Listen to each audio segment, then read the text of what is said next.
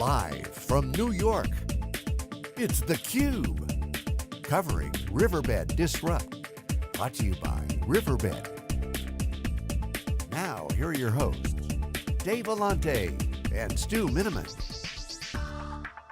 Welcome back to New York City, everybody. We're here at Riverbed Disrupt. Jerry Kennelly is here. He's the chairman and CEO of Riverbed and founder. Great to see you. Yes. Thanks for coming on theCUBE. Right.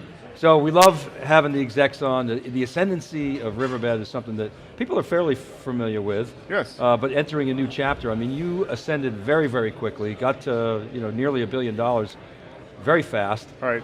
High flyer, and then you hit this little wall, and then you're under the 90-day shot clock, and you said, you know what, we're going to change the game again. So, yes. How do you feel?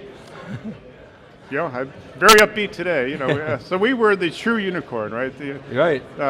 The original definition of unicorn was a company that hit not $1 billion in valuation, but $1 billion in revenue on its own, without acquisitions within 10 years or less, and you can count them on two hands, the companies that accomplish that. And Riverbed is one of those companies, right? And we basically shocked the world when we came to market in 2004 with our technology that overcame what people thought was the impossible barrier of the speed of light limit on network transfers across global networks, right? And so we grew like crazy.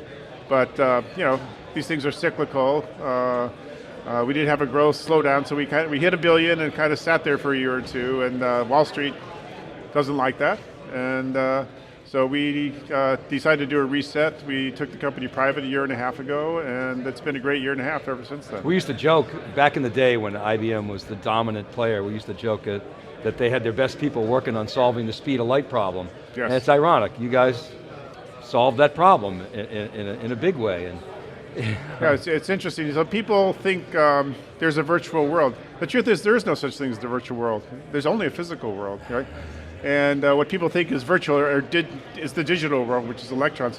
Electrons are part of the physical world, right? And so every trip in the physical world has two costs, a cost in time and a cost in dollars. So for me to fly here from San Francisco, I'm a physical being, it costs me 5 hours of my life, and it cost me $1,000 for my ticket for United Airlines. So a packet of the networks is exactly the same thing. An electron has to make that physical trip. Its cost in time is 100 milliseconds, which is the latency of the trip. And the cost in dollars is what I have to pay AT&T for my bandwidth to send that packet across the network. And so we came up with a technology that dramatically reduced both the cost of time and the cost in dollars in a way that the world had never seen before, basically by kind of spoofing the speed of light. You can't beat the speed of light, but we came up with a way to spoof it. And that just revolutionized people's ability to deploy networks globally. well, and your sales guys had to love this. The ROI was so clear, and then you just glom onto it. It's Yes. like penguins in the water. One goes, and then everybody went, right? But at the end of the day, what we did was not mainstream networking. It was on the side of networking, right? And so what we've announced today is our pivot into mainstream global networking with an incredible product, right? So over the years, our approach and the way we were able to spoof the speed of light was by sending packets at layer 7, the application layer. Most traditional routing companies are using layer 2 and using hardware in layers 2 and 3. We're using software in layer 7, the application. So our application-aware knowledge is very key to this new generation of mainstream networking products, Steel Connect, that will revolutionize the way people deploy branch networks. And so it's a big move for us. It's a fundamental move. It's not just a little move. So we're going to go up again. So we've done $1 billion, $1.1 billion. So the way I looked at our future before this new product was very good. We're very profitable. We have profit above 30% operating margin. We do $1 billion in revenue. We do $1 billion, $1.1 billion, $1.2 billion, $1.3 billion. Now with Steel Connect, now I can start thinking about doing $2 billion, $3 billion, $4 billion. I can now envision Riverbed as a $5 billion revenue company, something I couldn't envision before, thanks to this new product line, and it's big for us. I think we'll show the world in about 18 to 24 months a company that has double-digit revenue growth and profits above 30% operating margin. We will be unique in the world of technology companies. So that new product line, Stu, is much more of an adjacency than I think I realized before, as you're saying. Not really adjacency, it's a fundamental move into mainstream networking, and our historical products will plug into it, because we have this thing called service chaining, right? And so it'll be the core of our offering, and what will enrich it versus any competitors who try to come into the SD-WAN market is that, in fact, having the visibility of Steel Central plugged into it, having the optimization of Steelhead plugged into it, will make it stand alone in the marketplace as the premier product against all comers. And no one will be able to touch that position. Great TAM expansion. Yeah, Jerry, it's bold claim to say, you're going to go into the mainstream networking. Networking's been very entrenched for a long time now. Right. How much is it that the landscape's changed? I mean, digital transformation is real, cloud computing is pervasive. We just talked to one of your customers, and he's like, oh yeah, I'm using cloud. Amazon, Azure, IBM, Oracle, all of the above there. So, the networking today is not just in the data center. The WAN is a big piece of what goes on. Exactly, and those changes, those dynamics are exactly what make our products so necessary, right? To use 1990s technology of routing, we have to sit and write 700 lines of code to deploy a single router, or to change it one by one, where you may have 1,000 routers dispersed all over the world, where you're trying to connect your on-premise data center to a branch through MPLS. You have the branch have a WAN backup line to your data center, and also go direct to net over the internet to a SaaS provider, direct to net over the internet to a public cloud source, mix and match all those in a hybrid network.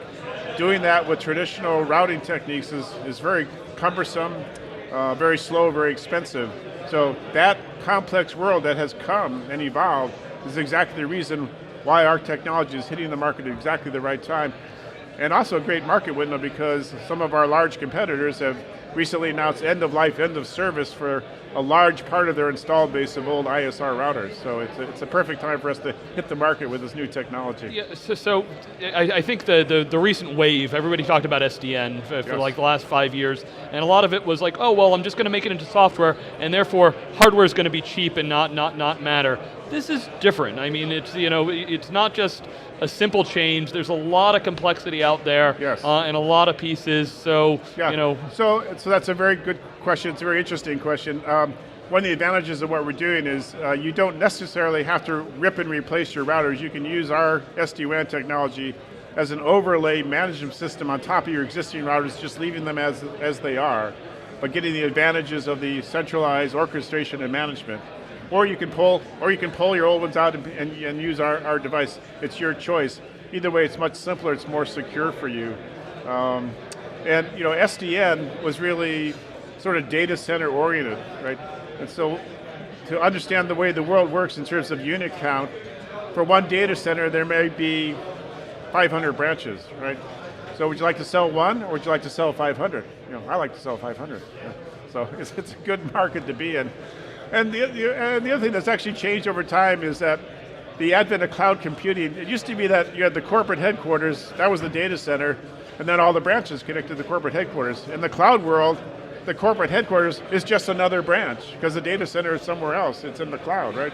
And so it's just a big branch that you can serve as a branch. So you actually have the opportunity to address the entire network that way.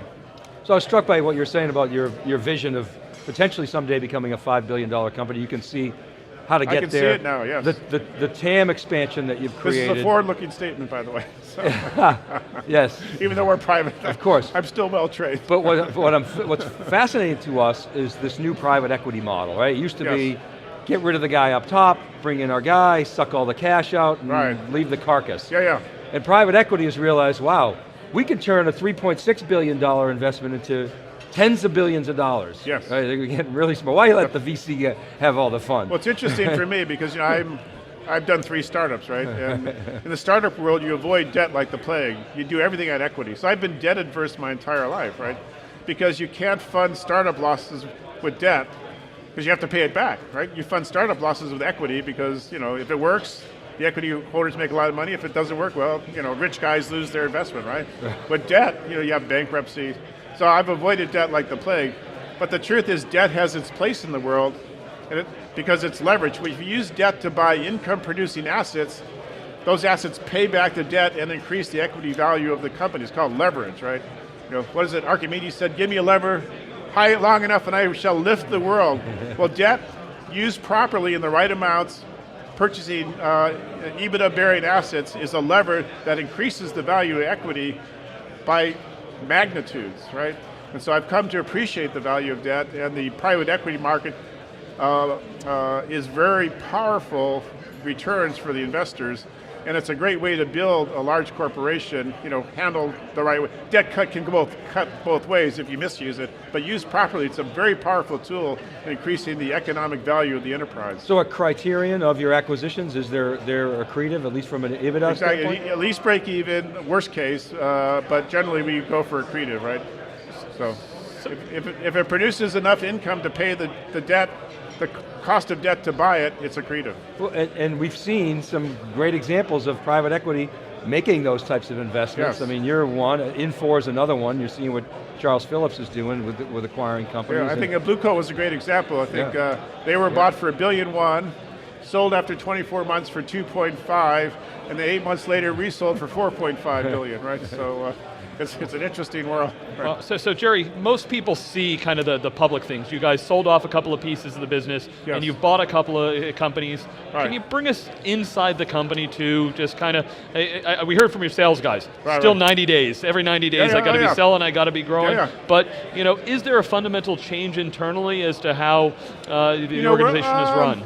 We're very careful. So in the private equity world, you focus on generating EBITDA, earnings before interest, taxes and depreciation and amortization, right? Because in the private world, companies are bought and sold as multiples of EBITDA, right? And you don't stay private forever. You stay private for 3 to 5 years. There has to be some sort of liquidity event somehow, because that's the point of the whole thing, right? So that's either going to be an IPO or another private event, in our case, it's more likely to be an IPO. So IPO, the greatest value is generated by revenue growth more than just raw profitability. They're both important. And I think I'm building a company that will have double-digit revenue growth and profitability above 30%. So we'll be almost unique in the IPO market when we go out again. I think we can be a hot product. So we are very careful what we do.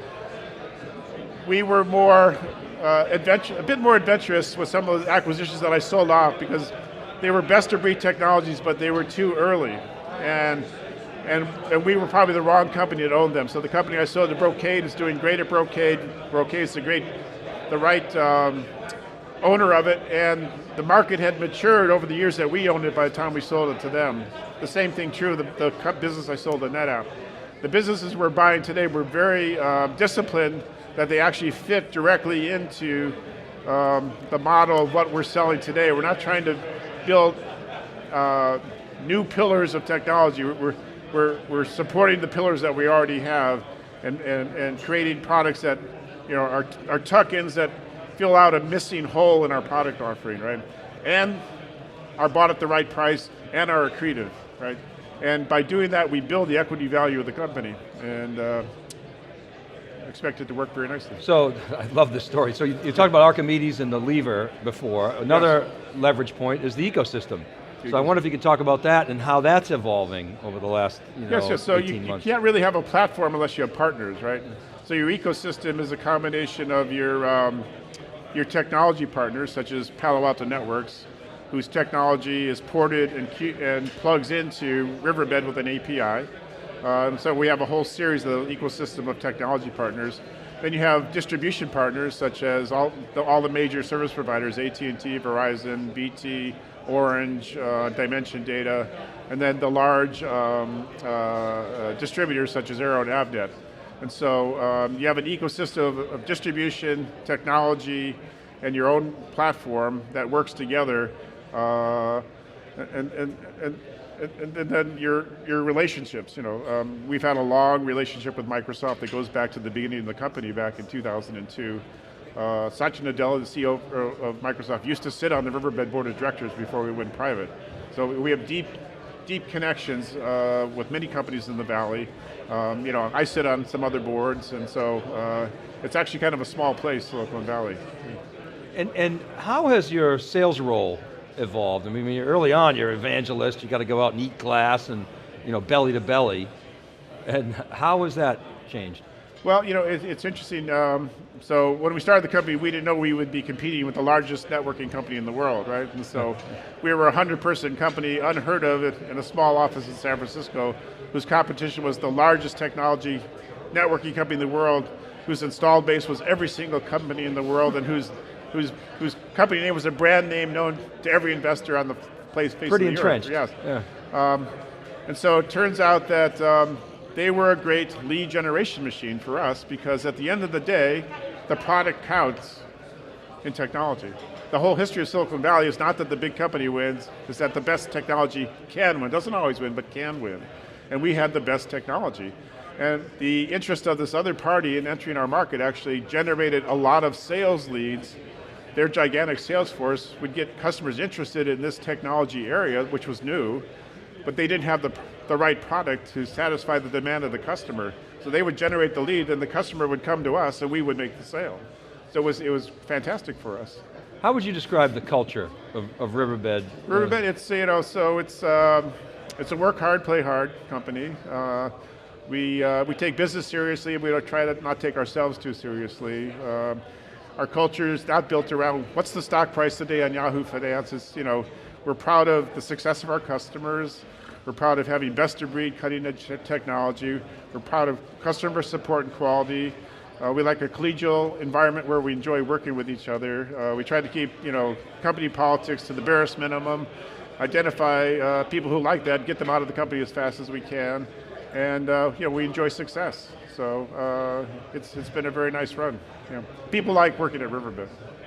Well, you've won some awards to that effect, and Yes. you personally, actually, as a leader, have been recognized. Thank you. So congratulations for that. Yes, it's been fun. So, give you the last word. Disrupt, very intimate event, great venue. I presume, given the aspirations for growth, you're going to take it to new levels in the coming years. Yeah, so. I love New York. I went to NYU, just 3 blocks from here. That's where I got my MBA many years ago. And I started my career at 50th and Broadway working for Deloitte & Touche. And it's always good to come home. So, and a great place to launch the new Riverbed 2.0. Well, it's great. Well, thanks very much for having theCUBE here, and My I really pleasure. appreciate you coming on. All right, guys, thanks. All right, keep it right there, everybody. We'll be back with our next guest right after this short break. This is theCUBE. We're live from Riverbed Disrupt in New York City. Right back.